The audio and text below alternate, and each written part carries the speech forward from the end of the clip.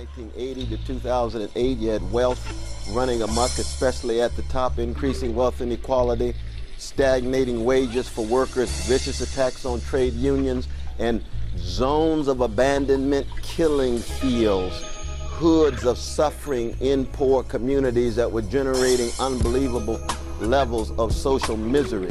No serious talk of a job bill targeting poor people or working people, but of course, very, very tender and gentle treatment of investment bankers when they go under. The corporate welfare, the kind of corporate socialism that has characterized the United States in the last 45 years, including the Obama administration. I thought Barack Obama would allow us to shift from the greed to serious talk about fairness, from the indifference to poor people and working people to serious talk about compassion, and from the politics of fear, dividing American people to politics of hope.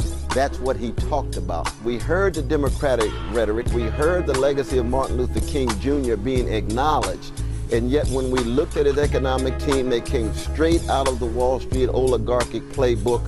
When we looked at his foreign policy team, they were recycled Clintonites who come straight out of the neo-realist playbook, so that there's no fundamental shift in priorities in regard to policies, even as the tone has shifted in language. The last State of the Union, there was no reference to poor people or poverty. The first time a State of the Union was even ever presented or written since 1948 with no reference to poor people. How could that be when he's got Martin Luther King Jr.'s bust staring at him every morning saying, "I died resisting American imperialism in Vietnam because I love Vietnamese babies and peoples as well as Americans. I died because I was trying to organize poor people, sanitation workers in Memphis. I died facing a vicious white supremacist Jim Crow system where the government itself was following me every day and knew I would be shot." That's the Martin Luther King Jr.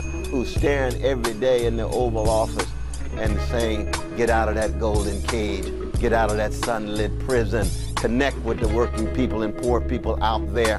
Why are you so much in the pocket of the Wall Street oligarchs and the corporate plutocrats? Don't use my legacy in this way. Don't abuse my legacy in this way."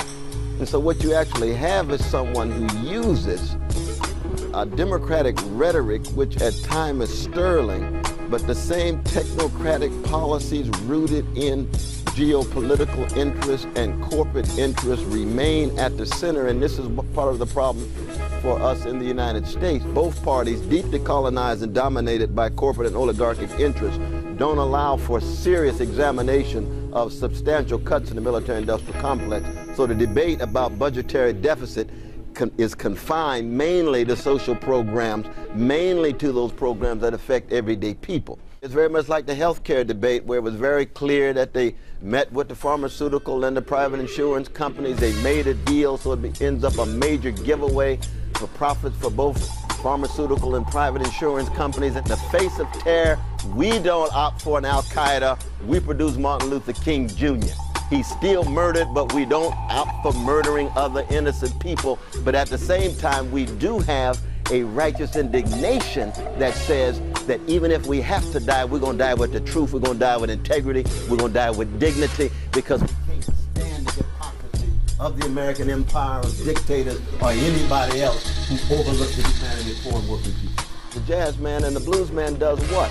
Looks catastrophe in the face and resists with compassion, with sensitivity, understands the difference between justice and revenge, refuses to drink from the bitter cup of bitterness, but has a moral outrage or righteous indignation, a holy anger against injustice across the board. That's why the Black Freedom Movement has never been a movement solely concerned about black people. It's been concerned about truth, concerned about justice, concerned about love, concerned about fairness, and concerned about the operations of power.